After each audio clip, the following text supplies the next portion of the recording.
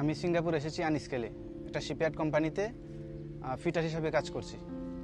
আমি সিঙ্গাপুরে আসছি স্কিল করে, একটা কনস্ট্রাকশন কোম্পানিতে কাজ করতেছি পেন্টার হিসাবে।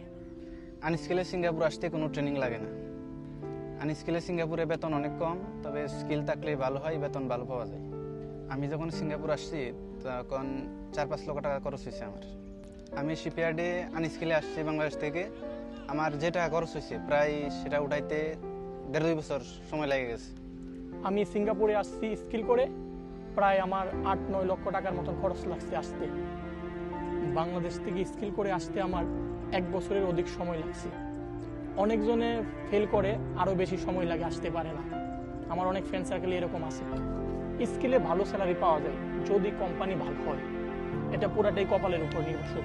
স্কিল করে আসছি তাতে কি হয়েছে, বিদেশ মানি কষ্ট, অনেক পরিশ্রম করতে হয়। কোম্পানিতে যখন পেন্টিংয়ের কাজ থাকে তখন একটু রিল্যাক্সে জব করি। যখন পেন্টিংয়ে কাজ থাকে না তখন অনেক সময় হ্যাকিংয়ের কাজ করতে হয়, বিভিন্ন কাজ করতে হয়, তখন অনেক পরিশ্রম হয়। রোদ্রে কাজ করতে হয়, বাইরে রাস্তাঘাটে কাজ করতে হয়, বিভিন্ন জায়গায় কাজ করতে হয়। যে টাকা খরচ করে আসছি এই টাকা তুলতে আমার 2 থেকে 2.5 বছর সময় লাগছে। সিঙ্গাপুর আইসা যে আপনি স্কিল করবেন, সিঙ্গাপুরে এখন স্কিল করতে কোম্পানির অনুমতি লাগে। কোম্পানি এখন আর অনুমতি দেয় না।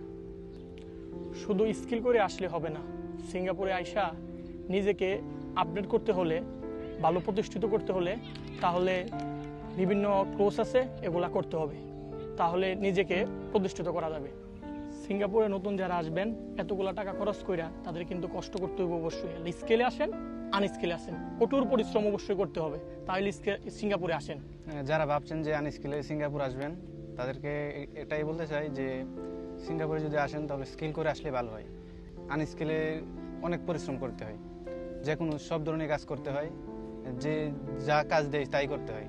তো চেষ্টা করবেন যে স্কিল করে আসার জন্য। স্কিল করে আসলে আপনারই ভালো হবে, ভালো একটা কাজ পাবেন, যাই করেন দিন শেষে ভালো মতো থাকতে পারবেন, এইটাই।